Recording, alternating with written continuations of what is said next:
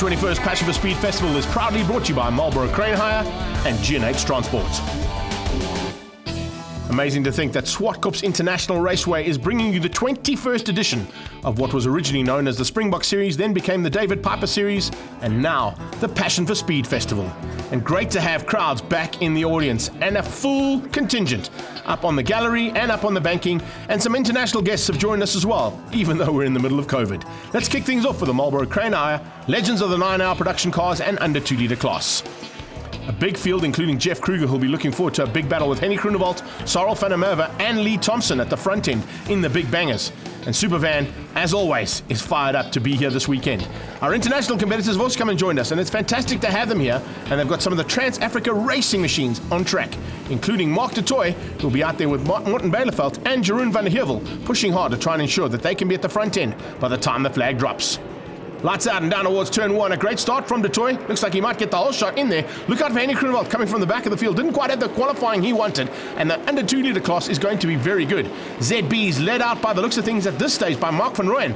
That's an awesome V8 Sunbeam Tiger. And look at the V8s at the front end. Already some tapping. Yes, Lee Thompson looking for a chance to go through. This is Henny G in the Ford Comet coming from the back end and looking tasty as he goes on the inside and gets through there on Jeff Kruger. That Plymouth Barracuda had no answer. Bijleveld now on the inside of Lee Thompson. Thompson going to try and give away. No, the Camaro gets on the inside. And here comes Groenewald for this absolutely the same maneuver coming through turn 4. In the background, have a look at that. Stian Creel for the first time out as well in his Studebaker Lark, going side by side with his arch rival from Polo Cup at one stage. And that's Jeff Kruger. Bijleveld's up to second. Lee Thompson runs wide in the Galaxy.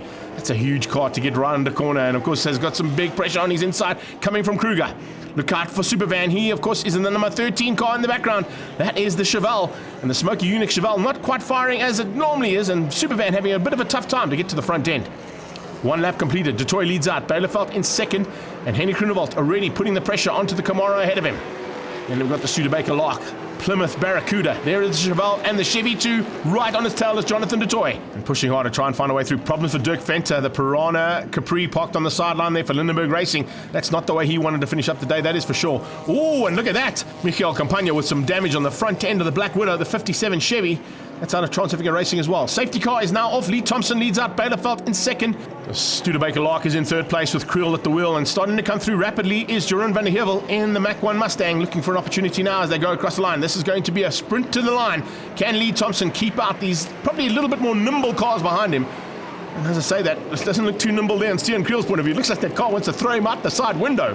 He is really battling with that Studebaker Lark. First time out for that car, and Creel behind the wheel certainly knows what to do here at Zwartkops. So does Thompson, but Thompson's got a very fast Camaro looking for a way through. Running wide there a little bit is the Studebaker. Here comes Jeff Kruger back into the hunt at the front end, bringing along the Chevy 2. And Jonathan Toy hoping that he can bring him right up to the front end. We want to have a 6-way battle to the end. Has a move on the inside, not quite close enough. Bijleveld has to tuck in, find a way past, doesn't do it at this stage. Lee Thompson hanging on. In the background, the return of both Henny Groenewald and Supervan. Sarel van der Merwe just losing a little bit of ground there in that little incident, and of course they eventually got up and running, and look at the maneuver there coming out of turn 4. De Toy on the inside of Jeff Kruger. Kruger is going to have no answer. Late braking from the Chevy, and he sneaks up. Barracuda drops down one position straight into the clutches of Henny Groenewald. You see the back end of Groenewald's car with a little bit of damage as well. Looks like that's probably where the little tap came. Oh, speaking of taps, that's 360 degrees from Lee Thompson. Does he catch it? Yes, he does. Does he keep it in second? Yes, he does. And he lights up those big tires.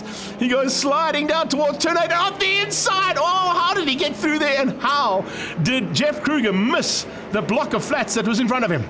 Man, that was huge. And right behind him, Mark van Rooyen also with a spin. Let's have a look at that again.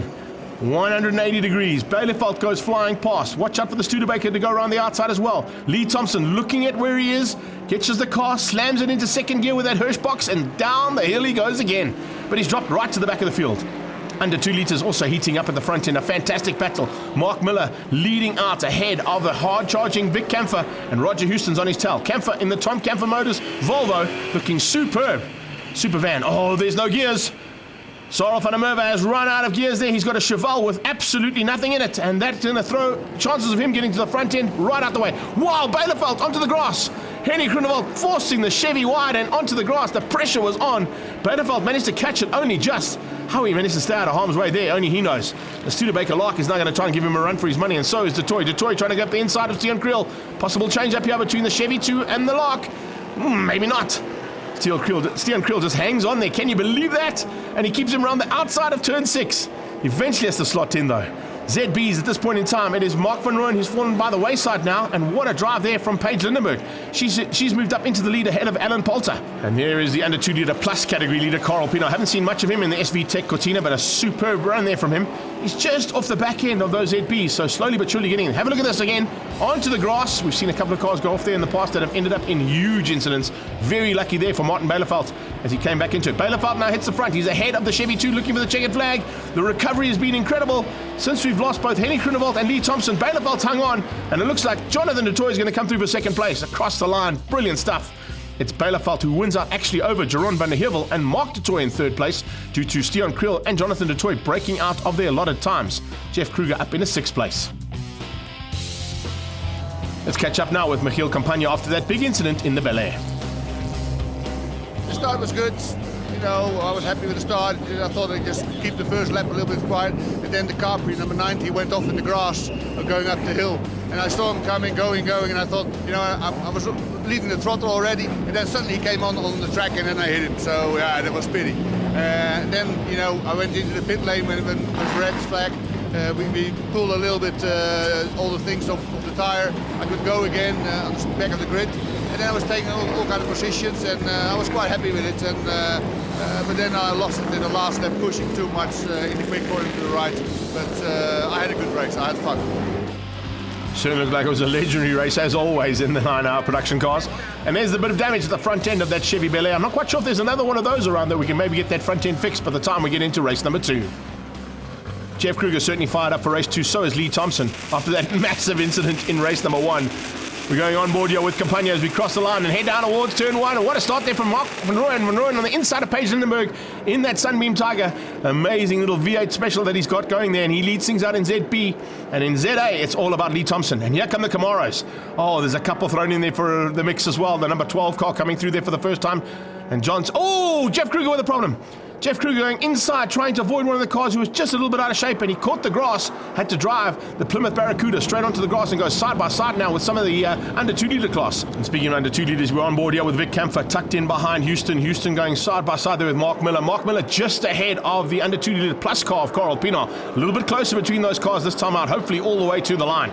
Speaking of close, well, have a look at Henny Groenewald getting up close and personal with Steon Creel, all trying to close down on the Galaxy out front of Lee Thompson. Creel late on the brakes. And, that Studebaker Lark looking very good. But the Ford Mercury Comet that Henny Groenewald is driving is something pretty spectacular, especially when Groenewald's at the wheel. And he's trying to close down on the back end there of Lee Thompson, who's leading things out at the moment. Big Camaro flying past Stuart Craig there in the minute. We go on board here with Henny Groenewald as he heads down into G&H Transport Corner. Let's see if he gets it lit up here. Oh, on the inside, he's got Thompson side by side coming along the start-finish line. That's brilliant stuff. Look at that. You can actually see Lee Thompson concentrating once again side by side into turn 1, and Henny Groenewald's on the wrong side of turn 1. You definitely don't want to be on the outside of turn 1 in a massive V8 like these guys are at. The block of flats hangs on for now. That Galaxy locks up the brakes, and Henny Groenewald says, thanks very much, I'll have that one. Mercury Comet now ahead of the Ford Galaxy. Ford powered machines 1 and 2 on the road and getting away from that Studebaker Lark. This is a fantastic battle here, exactly what we expected. With Lee Thompson now hanging on, hopefully that car is going to hang on right to the end of the race. The Lark is in third, being closed down by Jonathan Detroit in the Chevy 2, but look at how up close and personal Lee Thompson is getting here in the Galaxy, trying to force a mistake, and a sideways action. 1 down at turn 4, 1 up at turn 5, and that's Mark van Rooyen getting it out of shape there in the Sunbeam Tiger. Henny Groenewald now coming up, and this is the inside line into turn 2. There's a touch. Oh, there's a big touch between the two of them. It wasn't just a single touch as they went into turn 5 past Zoc. Those guys must be loving life right now. All the spectators up at Zoc Club. And they still side by side through 6. That is 4 corners that these guys have gone literally wing mirror to wing mirror on these cars. It's brilliant stuff. And here comes the Lark and the Chevy 2 up for grabs as well. 4 cars in it now, fighting for production car honours here at the Passion for Speed's 21st anniversary. Exactly what the crowds wanted. As they head down towards turn 1, Jeroen van der Heuvel just in the background in 5th place with Jeff Kruger closing in rapidly. And the way that these guys are driving at the front end, these first 4 cars could potentially be in time penalty brackets here. They are absolutely hauling around here. Remember that the first race was a little bit of a change up in the results. Oh, and Thompson lights up the back end and nearly gets taken out by the front end of that Studebaker lock. Stian Creel looking for a way through now. Creel going to try and dive on the inside. There's a little bit of smoke coming out of that lock. And there's a bit of an issue on the car. And is he going to hang on as they come flying up towards turn 4, coming up onto the back end of Harm van Putten, Ford Mustang. This is the final lap, so any one of these 4 can take the victory. Whether they're going to be deemed to actually have taken the victory of the race, we'll have to wait and see what their times are like. But the rapid motion that they've got around here is absolutely brilliant. And here at the front end of under 2 litres, the same thing. Mark Miller taking on Houston again. Roger Houston wants the victory this time. He's not going to give it up without a fight. Mark Miller wants to take the double. Remember, he is pushing hard and has been bumped up into the under 2 litre plus class, along with Houston and with Big Camphor. So some big changes happening in that mid-pack for the under 2 litre category. But here we go down to the line. Harm van Putten. No, in fact, that's Kirsten Venter getting out of the way. Venter diving out the way. She sees this huge train coming along in the Lindenberg Racing Ford Escort. And across the line sideways is how you like to do it, Henny Grunewald. Love your work, buddy. Henny G taking the win across the line and comes across, and Stian Creel on the slowdown lap locks it up into turn 4. Fortunately catches the Studebaker lock and he's able to bring it back on track. But man, what a way to finish up the second heat. Jeff Kruger eventually got the win. Henny Grunewald, Thompson, Creel and Du Toit of course broke out of the allotted lap times, and Michiel Campagna came through for the win in ZBs, beating out Paige Lindenberg. Let's catch up now with the always sideways Henny Grunewald after a phenomenal day's racing. Yeah, as the day carries on, obviously things get a little bit more difficult, with tyres wearing off and so on. And Lee really set a good pace. So when I eventually got him, I think between both him and I, we're having a bit of axle tramp and having some issues, just with overall grip. So we were sort of swapping both, for the lead the whole time. So it was interesting. And I think on the last lap, he had a corner that he just fell that little bit back, and it gave me the gap to get to the line first.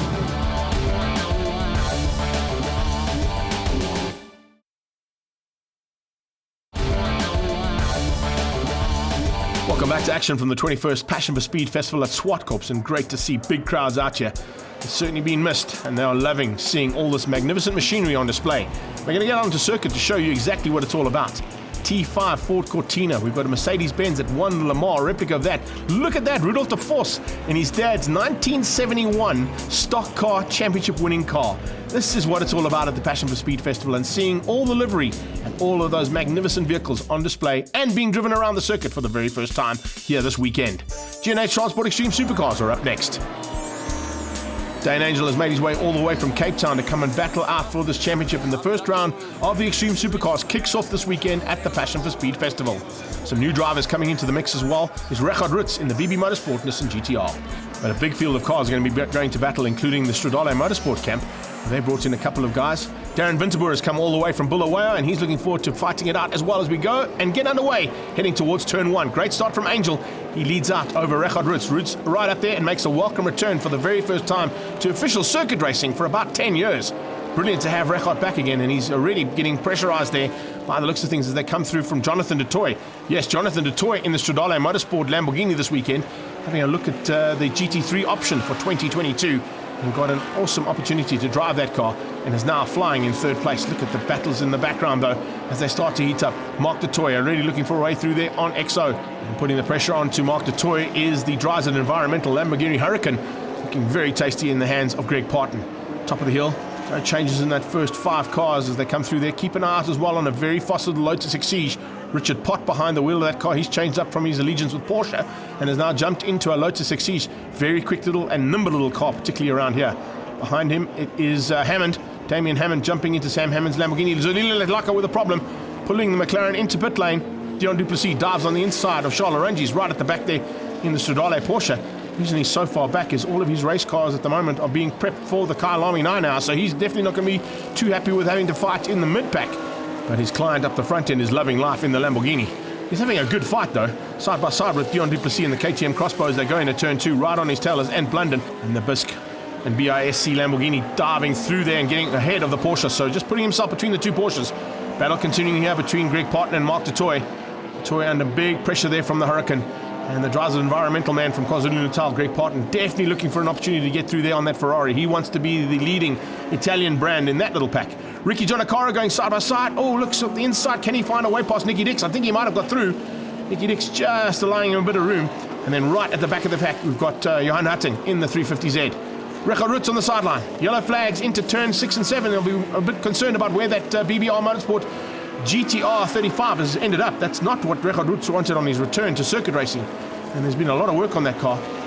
I know they're doing a lot of shakedown work on that car, particularly for the hill climb here this weekend.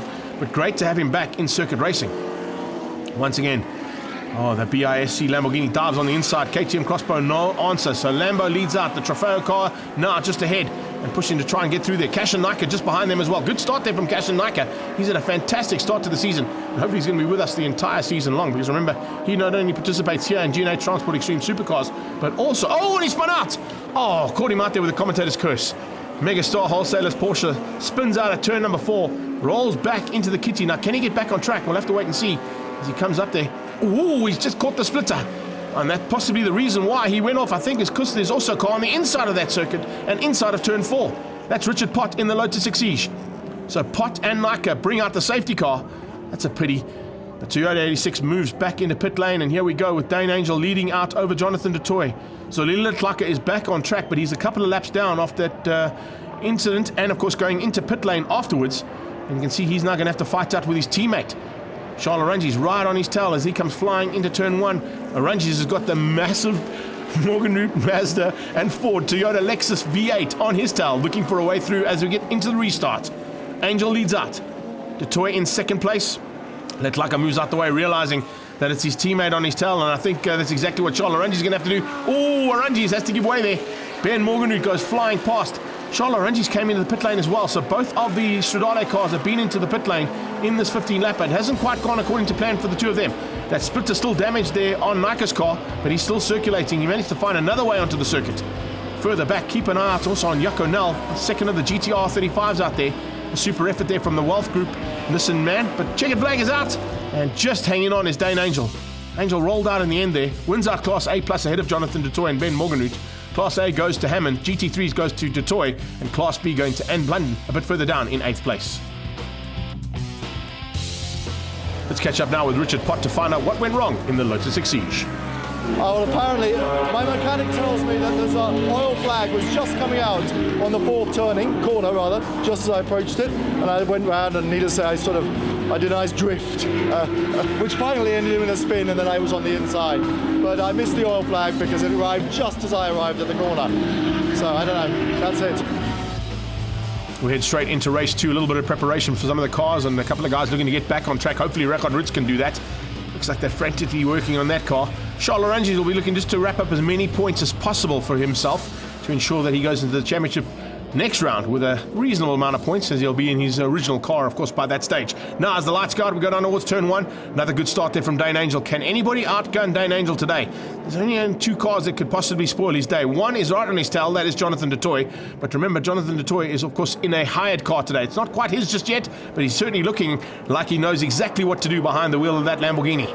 Mark du Toit further back in the pack, fighting with XO again. They come up towards turn 4. Darren Winterboer is in 4th place. Pott is back on track. They've sorted out the Exige. He's ahead of Parton.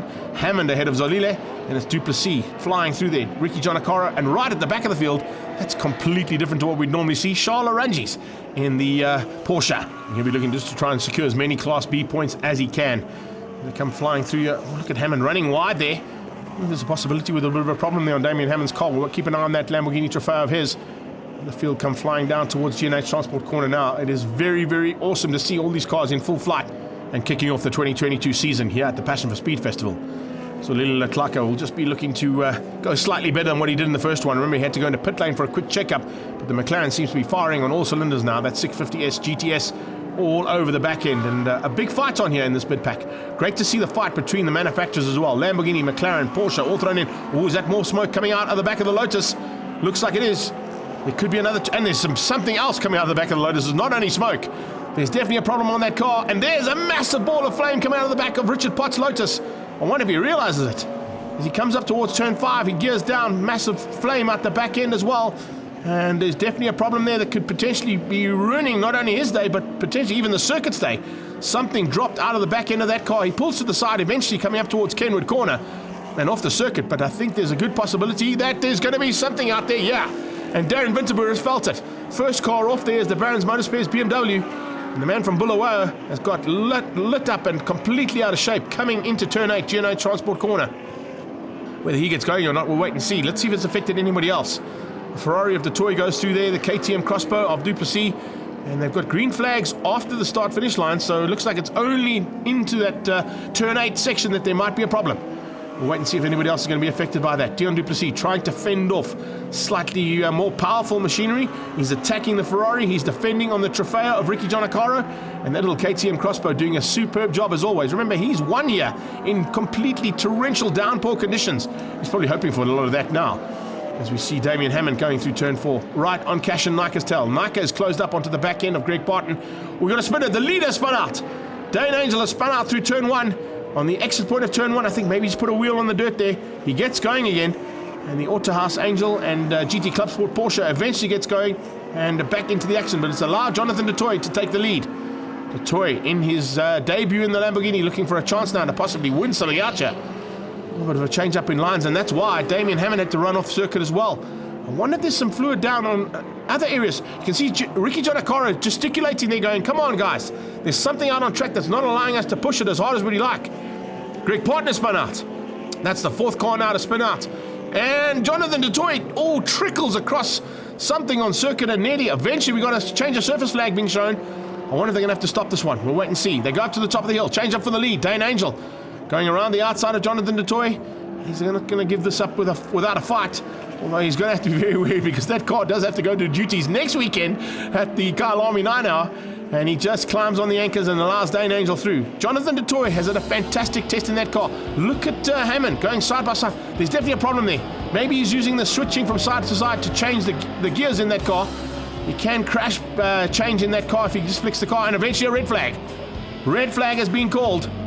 That is such a sad way to finish up such an incredible race. Angel will still take the victory ahead of du Toit and Ben Morganry for Class A+. Nika takes Class A. It's B's to Charles Laranjis, and the GT3s goes to Mark du Toit. Let's catch up now with Dane Angel after the double victory in the Autohaus Angel Porsche. Yeah, so it was quite an eventful race. Got the jump on the Lambo on the start. Thought I was pulling a decent gap, and then going into turn 1, my seat bracket broke. So as I turned in, the whole thing fell down. Did a few donuts. Quite happy I managed to get it in the right direction. Well done to Jonathan for not hitting me. He was coming at speed. I think somebody spilled oil on the line around the whole circuit, so it was driving offline and over curbs to try catch him. And yeah, we did it, so over the moon.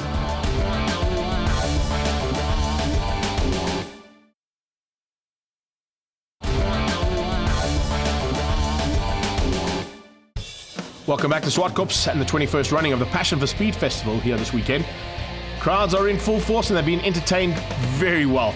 And certainly some great money spent here to be here to see legends like Charles van der Merwe go at it. Have a look at that. His original Southern Sons Ford Escort Mark II parked in pit lane. How awesome was it to have Supervan there to have a look at that machinery? Lamar Sports and GTs, the big one. It's the SATT, proudly brought to you by Castrol. And there's some big gunners involved in this one. Warren Lombard, James Temple, last year's winner, Peter Bailey, a multiple winner in his own right, and the du Toit boys all fighting for honours here and potentially going to be thrown in with a couple of guys who could really spoil their day. The Swedes and the Dutch are also involved here too, and it's great to see the international teams coming out despite all the challenges they've had to get to South Africa.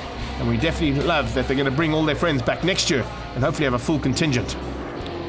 Warren Lombard will be looking for a chance to come from right at the back, but look at the front end there. Temple and du Toit. Multiple champions in this category. Temple, the reigning champion, remember, looking for a back-to-back victory here. He's got Peter Bailey and Josh Dovey right there as well. Look out for Chad Tendashate as the lights go out. Good start from Johan de Bruyn in the Porsche 911 RSR. He is side by side as they go through there with Oliver DeLay, the Marlboro Kranheim man. And the 21 car there is Kenneth Pearson. Kenneth Pearson all the way from Sweden, one of our international guests. And already some action. Whoa, man, what a start from Lombard. Getting up close and personal with the coupe version of that Cobra that he's driving. And Chad Tendashate getting an unceremoniously welcome to turn 2. In 8, that's going to be Mark Miller stepping out of his Alpha into the big Daytona coupe. There goes Warren Lombard trying to get through the field as quickly as possible. In the back end, you've got Dirk Venter coming through there as well. John Simpson. Side by side is the 803 machine. That's the Dutchman. They're in the 240Z. And a big contingent, as I said, of them. There's about 3 Dutch teams involved there and about 6 or 7 drivers all sharing the various cars. De Bruyn out of shape. Wow, how is that coming into turn number 6 and 7? Johan De Bruyn getting it absolutely lit up there in the Oudekeur Porsche. And we watch him once again as they go through just ahead of Josh Dovey in that Ginetta. Giant killer is that Ginetta. Led things out, remember, last year, and eventually just unfortunately gave up the ghost right at the end of the race, allowing James Temple to get through and eventually hang on for the win. Temple has got to the front though, and he now leads things out over to Toy. Ginetta runs ever so slightly wide out of turn 2. He's got Kenneth Pearson on his tail. Then you've got the second of those Daytona Coupes. That's Mark Miller. Third one, that is Dirk Venter. He'll be pushing hard. There's actually 4 of them out there on track. The one leading at the moment is James Temple. Behind that, the 13 car coming through there is Jen Abbott and Tim Abbott sharing the car there. And then you've got the BP Porsche of Kobus Brits. He's ahead of the first of the Dutch teams, and then the Alphas come flying through at the back end. Keep an eye out on that little Lotus 23 of Robbie Frankie's sharing the car with Des Hillary. 2 of them looking to try and get to the front end and maybe be the giant killers in this race. The Giants are going at it. The big cars and the big bangers at the front end starting to sort things out now. They've kind of gone line astern and just holding back their cards close to the chest, not showing any of their potential race-winning opportunities just yet. Big fight expected between that man's teammate James Temple at the front end, but Dirk Venter also looking for class honours in his Daytona Coupe. Tim Abbott at the wheel now of the Chevy Camaro as he heads down into turn 2. Chad Tendershate applying big pressure onto the back end of Bailey. He's got Warren Lombard behind him. Here comes the Ginetta looking for a way through there on Johan De Bruyn in the Oudekeur Porsche. It's a good drive there from Josh Dovey so far. Dovey using that inside line, slightly more nimble machine is that little Ginetta. And that G4R is really quick up the straight as well, getting away from that flat stick Porsche. Porsche's good on the brakes. Johan De Bruyn has had a lot of time behind the saddle in various formats of racing at this circuit. He loves his little Porsche 911 RSR. All problems here. 10, 40 and 9, that's Chad Tendershate. 40 is Peter Bailey, and that 9 car is potentially the Detoys. Yes, so those cars all being given a drive-through penalty. The black flag being shown is not to disqualify them, but it means that they have to come in for a drive-through penalty, and they can't use that drive-through penalty as their official pit stop either. It has to be a separate drive-through due to the fact that they've broken out of the 1 minute 10 barrier that is allowed for these race cars. Looks like a little bit of rain as well. Yeah, windscreen wipers going on the 202. That's Robin and Stian Creel working that machine for this weekend for Trans-Africa Racing. Des Hillary, let's have a quick chat to him, see how things have gone here in the Lotus 23. It's lovely. It was hot. There's plenty of grip. And fortunately, the rain has held off. And I hope we got in that Lotus 23, I hope we got a giant slayer today. Now, I mentioned that earlier on, Des. It can be. If it was raining, you'd certainly in with a shot. A couple of changes in the mid-pack, as you can see now, as the field starts to sort themselves out. Johan De Bruyn starting to get into contention for a possible top 5. He's just out of that top 5, sitting in 7th place at the moment. Big fight here between the international guests, His Lordship Greg Thornton fighting out there with Jeroen van der Heevel. The Mach 1 taking on the B8 Chevron, but that little B8 Chevron, look at the turn of pace.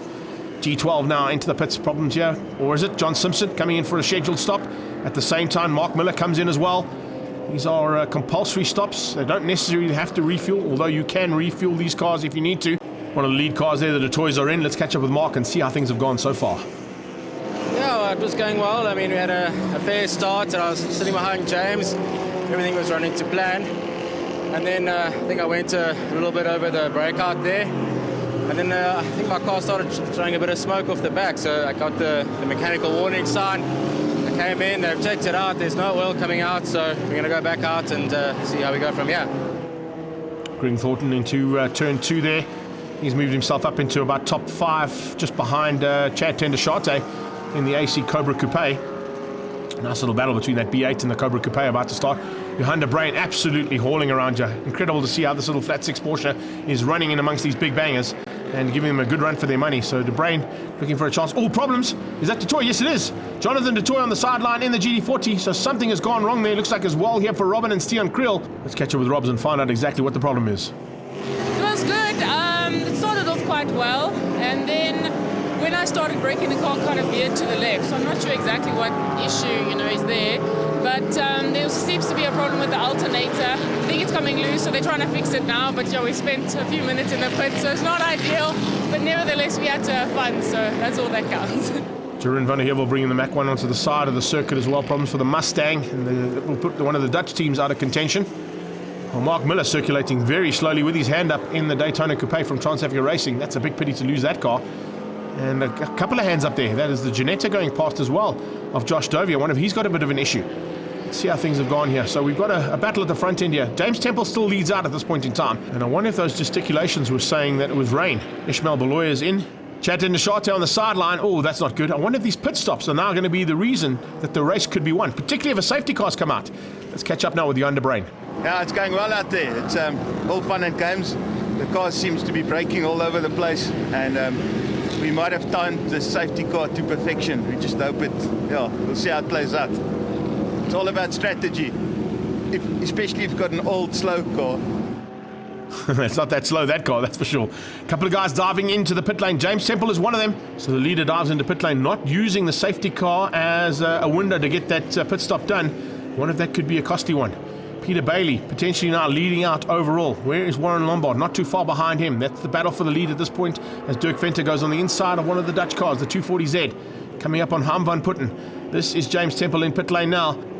Last year his tactics were brilliant. This could cost him in terms of the tactics of not taking the pit stop during the safety car. It's now Warren Lombard who's at the front. So Lombard leads out. He's got a hard-charging Camaro on his tail, and just behind that, it, of course, is Kenneth Pearson in the second of those Daytona Coupes, heading to the top of the hill. Lombard's got to try and hang on here for a couple more laps. Every time he crosses the line, he'll be hoping to see that checkered flag. He's looking to take his first championship in the SATT. He's done it on a few occasions where he's been at the front at this stage of the race, and things have gone horribly wrong. Hopefully not this time for the Gavin Wilkins Racing and Pep Boys Automotive Cobra. He's definitely looking forward to this one, and this is definitely the one that he wanted to get today. He's got duties not only today in this car, but also in his V8 supercar. But man, how good it would be if he could get that. Oh, problems. De Bruyn in for a second stop. This is not a scheduled stop here for Jan De Bruyn. It looked like everything was going according to plan. This could drop him out of the top 5 overall. Ollie DeLay taking it very gingerly around there. I wonder if there's a little bit of wetness coming from the sky. We saw guys pointing to the sky saying the rain might be coming. This is Warren Lombard now in amongst the back markers, hoping not to get involved with any of them, trying to just keep it as smooth and as steady as he can. Blue flags waving to Ndashate to warn him that Lombard is coming. I wonder if Chad's going to give him a little bit of room to play. Similar machinery and, of course, similar power on those cars, but Ndashate now a couple of laps down after he went off earlier on. We saw him parked on the sideline and in the kiddie litter outside of turn 2. Doesn't look like Warren's going to fight him too hard for this because he realizes that they're coming to the closing stages. He dives on the inside. Ndashate now gives him some room. In the background, watch out for the Swedes. Kenneth Pearson has moved himself up into top 4 contention. Brilliant stuff for him as the checkered flag's coming out, and Lombard has done it. He's eventually got that Ford Cobra to get across the line at the front end of the SATT and takes the victory ahead of James Temple and Peter Bailey. Great drive from Josh Dovey beating out Kenneth Pearson, Greg Thornton and Dirk Venter, with De Bruyn, Bielefeld and Brits making up the top 10.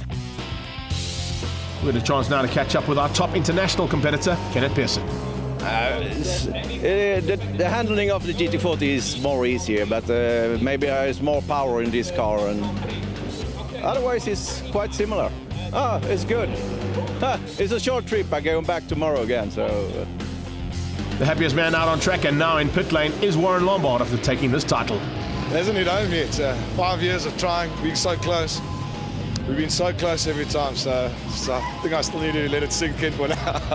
But jeez, I think I owe it to the team at least. After this morning's performance, the least I can do is give them another win somewhere.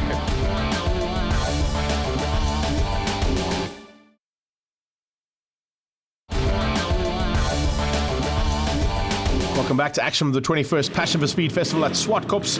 Not only do we have 4 wheels, we've got 2 wheels in the house as well,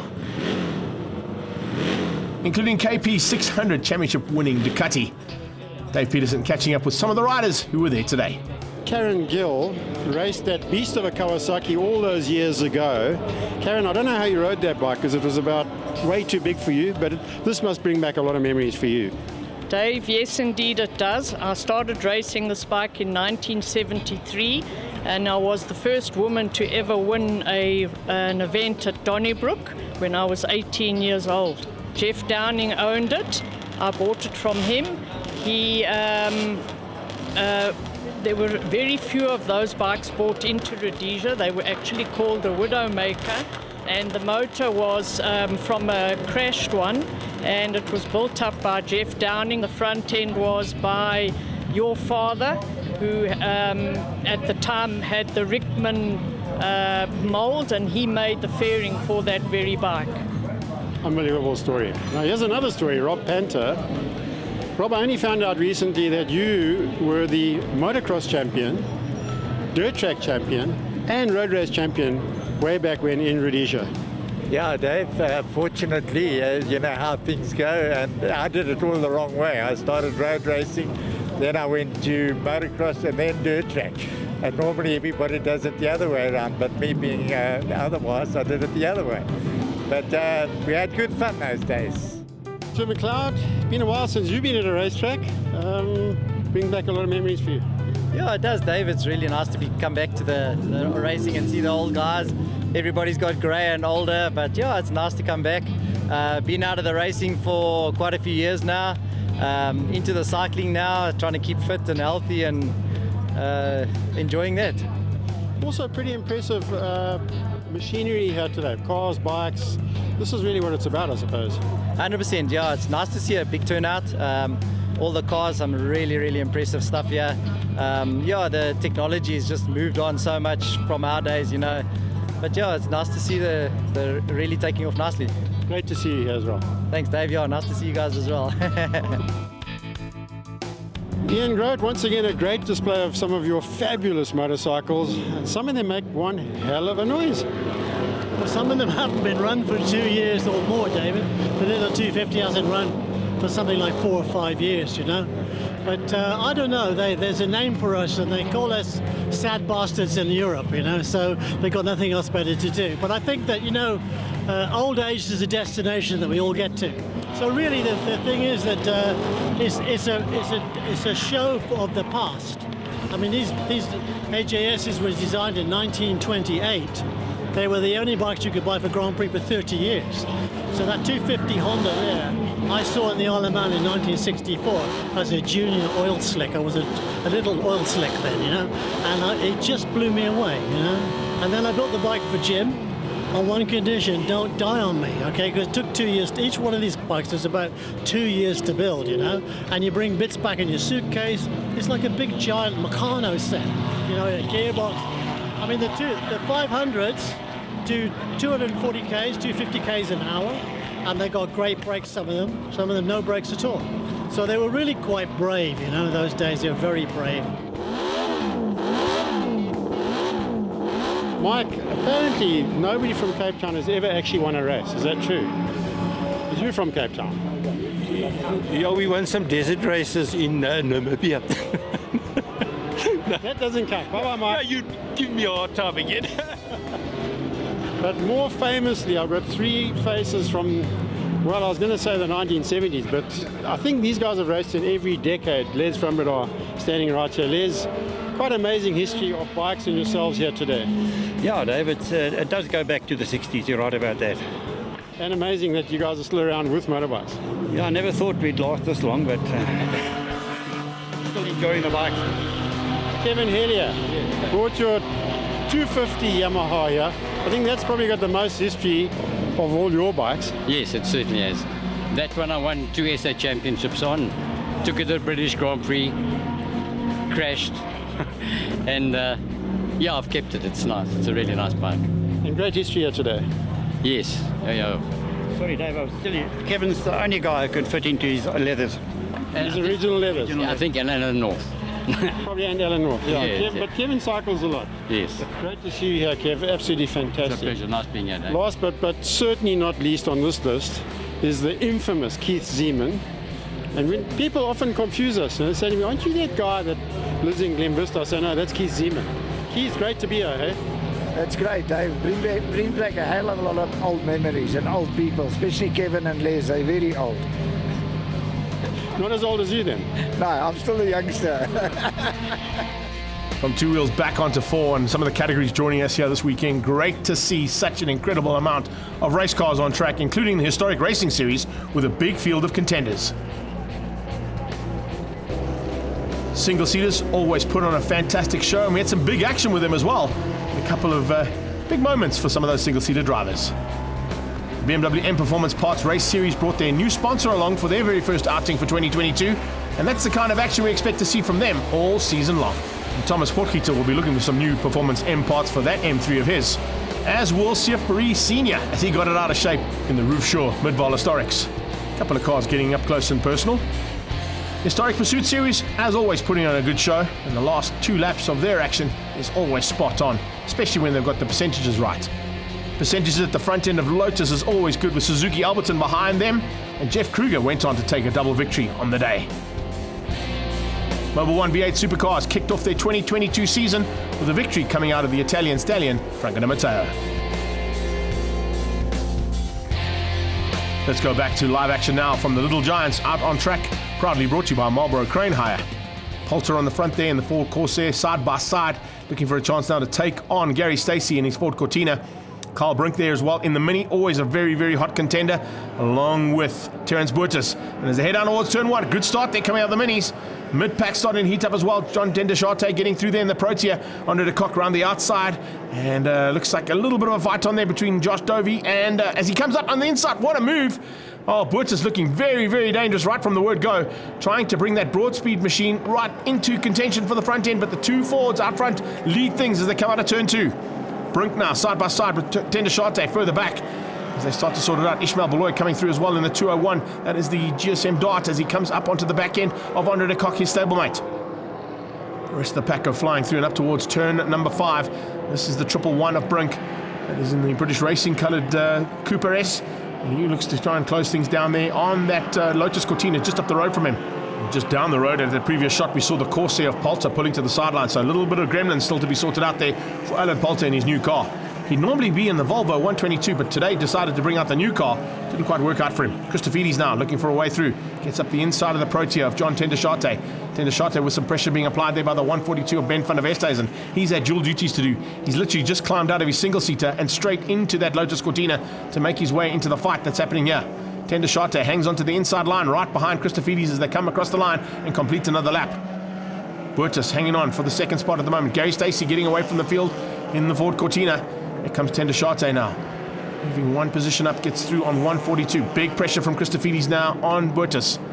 Terence Boertes making him go around the long way through turn 2, holding that inside line. And side by side between the Alpha and the Mini, with Dendeshate waiting in the wings to pick up on anything that could go wrong between the two of these cars that are fighting so hard here through turn 3. Watch the turn of pace. Just power to weight ratio there from the Cooper as it gets away. Some back markers. In fact, that is Alan Poulter back on track. Poulter now just circulating, bringing his car back onto the circuit after he'd been off for a little bit of a check.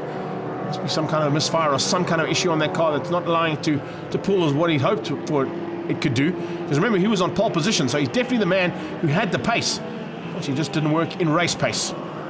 Ted Young also had some problems in the word go, but he's now got those all sorted out. He continues the fight there with Lawrence Vansel and Sean Fenman. And Christofides out of shape. Oh, Christofides out of shape and stuck right in the middle of turn 4. That is an exceptionally dangerous position to land up in. And I wonder if the marshals are going to have to give a warning to all the cars. They seem to be streaming by right and left, trying to avoid the spun out Alpha in the middle of turn 4. Are we going to need a necessity of a safety car here, or can he get it going again? You can see him trying to frantically get that car going. Hasn't quite worked out for him just yet. Trying to get it fired up. It's still stuck there. Safety car has been deployed. Rowlings picks up the back end of the safety car. Well, it looks like Nick Christofides has actually climbed out of the car and walked away from it, stuck in the middle. Not a bad idea there, but this is what happened. As he went into turn 4, he just got on the loud pedal a little bit too hard. The back end stepped out, and he spun out. Good catch, but as I said, it just got stuck right in the middle of the track. And it looks like there might be a little bit of a problem on the front right of that car. They've had to call the race with that car stricken in the middle. Gary Stacey will take the victory for Little Giants Class A ahead of Boertes and Ben van der Westhuizen. John Dendeshate will take Class B honours, and he wins out over Ishmael Beloy and Andre de Kock. Class H going to Cameron Foster in his 140Y.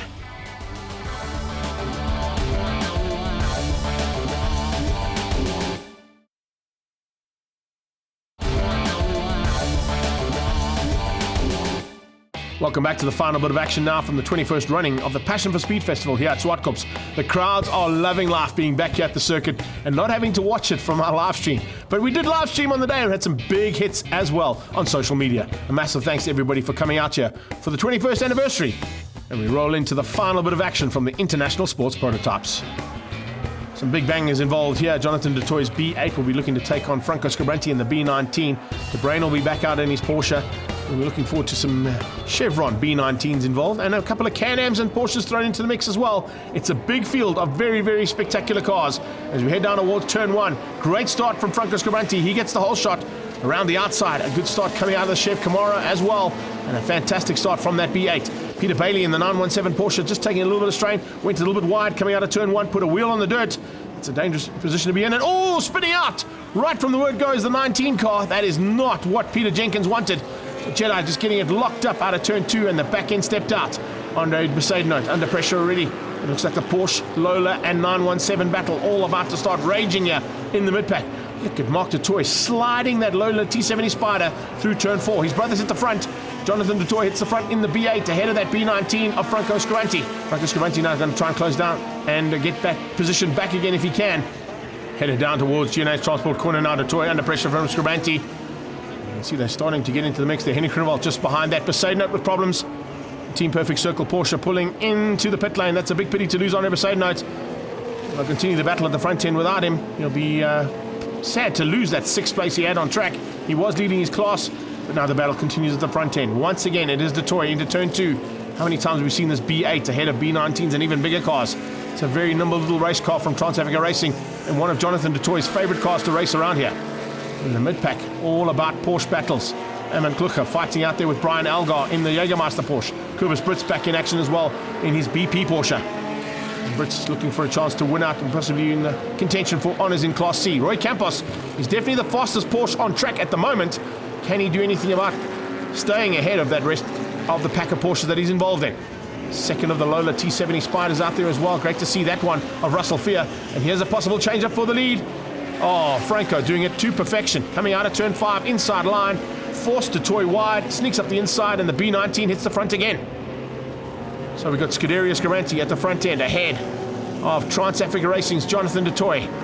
As they come across the line, it's 2 to go for these guys. Absolutely nothing in it. Greg Thornton in the second of those B8s, now fighting with the Vacamides in the Liquimole Porsche. He's right behind Russell Fear. So you've got B8, Lola T70 Spider, and a Porsche 911 RSR, all fighting here on circuit in the International Sports Prototypes. Trans Am category led out at the moment by Henry Groenewald. He's all on his own, in 3rd place. And one of the only cars for Trans Am. Rudolf de Vos, the other one out there, is the little Chev, the Chevy Can-Am. Coming to the closing stages now. Thornton fighting with the Vacamides. The Vacamides wants to take that away from him. There's no doubt about it. It's just how hard he's going to have to fight, though, to get that on a back from that B8. B8 dives on the inside of Fear. First time out there for Russell Fear and his T70 Spider. Magnificent car there. Really well built. Coming out of the Bailey's car. Spectacle. And what an awesome machine. Definitely going to be a man to watch out for when you get to grips with that. Getting to grips with the checkered flag for the first time will be Franco Scribante, taking the first victory here for the Pre-74 ISPs and Trans Ams combined. He finishes up ahead of Jonathan DeToy. And right in the closing stages, Rudolf de Vos fighting hard there with Henry Groenewald. And the two of them just having a little moment. And de Vos getting onto that loud pedal. Groenewald hangs on for the win. And de Vos will have to settle for 2nd place in the Trans Am class. Overall results going to Franco Scribante ahead of DeToy and Henry Groenewald winning out Class A and the Trans Am category in 3rd place overall. Bailey wins out Class Bs and a good drive from de Vos in 2nd in the Trans Ams. Let's catch up now with his lordship, Greg Thornton. Yeah, the car's great. The car's been built and developed by Pitt and by Backdraft and Tony Martin and his team. And they've built everything. The engine is the only thing that's kind of a standard BMW engine. The gearbox is made locally in South Africa, the chassis is made locally, the body's made locally, everything is. So it's really an impressive project. I race a Works B8 back in Europe, so I know roughly what they can do, and this car is good. Needs work done on the engine, but the actual car is a very, very good car. And looking forward to race number 2, where Thornton will try to get a little bit higher up than where he finished up there. Certainly in with a chance of a top 5, that's for sure. Russell Fear also coming out of the Bailey Cars stable in that Lola T70 Spider. And look at that magnificent Lancia. Here we go. Once again down towards turn 1. Franco Scribante with the drop. It's DeToy followed by Bailey as they go through turn 1 and coming through the field there as well. Watch out for Brian Algar. Going to try and get his Porsche a little bit higher up than where he finished up in heat number 1. Fighting for honours in Class C with George Vacamides. 917 runs a little bit wide. Lola T70 Spider does the same thing. That allows Van der Merwe to have to go slightly longer around there in the Evapco Porsche. He's now side by side with Thornton as Jedi sneaks through there. Peter Jenkins in his Chevron B19, looking to turn his luck around after the spin in turn 1. He's up to 5th place in that Chevron B19. Then it's Porsches versus Lolas. At this stage, it's Roy Campos further down than where he'd like to be, that is for sure. Herman Klucher in his 911 RSR makes his way to the Porsche battle for honours in Class D and C. Chevron B19 versus Lola T70 Spider. That is a battle of note. And the 917 Porsche just throws you into the mix of pre-74 ISPs. These international sports prototypes are such an amazing field to watch as they come down the hill here in full flight. It's the B19 attacking. Dives on the inside of Detroit. Detroit gives him a bit of room. And the same thing here from, oh, good move, Campos on Avakamides. Moving himself, into 2nd place in the Porsche battle. But leading his class at this point in time is Roy Campos. He wants to try and catch that 917 of Peter Bailey. There was a little bit of a side bet on the circuit there between the two of them as to who would be the fastest Porsche on the day. Roy won the first heat. Let's see what's going to happen here in the second heat as Fear locks up into turn number 2 in the Lola T70 Spider. Trying to close down there on your Honda Brain in the Odacure Porsche. Brilliant start here from these guys and putting on a show of note. This international sports prototype class is definitely one of the fan favourites. The crowds on the sideline are definitely in for a thrill here when these cars get out on track. Andre van der Merwe in the Vapco Porsche now closing things down on the back end of Avakamides.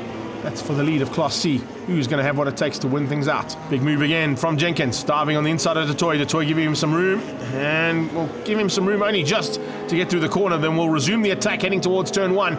But Jenkins with the inside line should be able to slot in and gets ahead.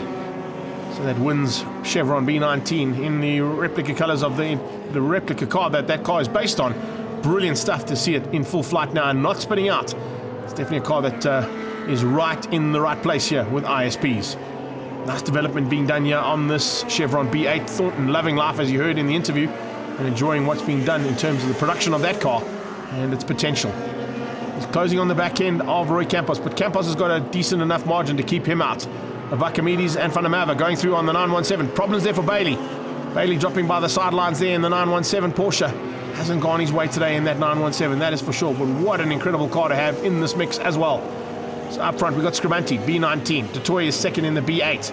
And then it's the battle of the Porsches. And the battle of the Porsches continuing into turn 5 as Andre van der Merwe tries to become the 2nd Porsche on track ahead of Avakamides. Pressure is on here. Not on this man. He's pulled a decent enough margin and got away. He wasn't holding back to have some fun like he did in the first heat. Comes across the line and just slowly cruises through, saying, thank you very much. I'll have that one. Franco Scribanti in the Chevron B19 wins out. Jonathan Detroit takes 2nd place. Here he comes to the line. A good effort there from him in the Trans-Africa Racing B8 to win out over Peter Jenkins, who's not too far behind him there in the Chevron B19. So Chevrons 1, 2 and 3 across the line, beating out Roy Campos, the leading Porsche, in 4th place. Mark Detroit came through for 5th. He won out over Thornton, Avakamides and Andre van der Merwe. Klucher and De Brain brought up the Porsche pack at the back end of the top 10. Let's catch up now with race winner Franco Scribanti after a good day in the saddle. That was great. It was very easy because there wasn't much competition for this car today. A nice shakedown for the hill climb. So, yeah, the car's ready for Friday, Samola. 21st running of the Passion for Speed Festival now comes to a close. We can't wait for 2023's version and the 22nd anniversary of this incredible event. Hope you enjoyed all the action, and we'll see you next year at Zwartkops.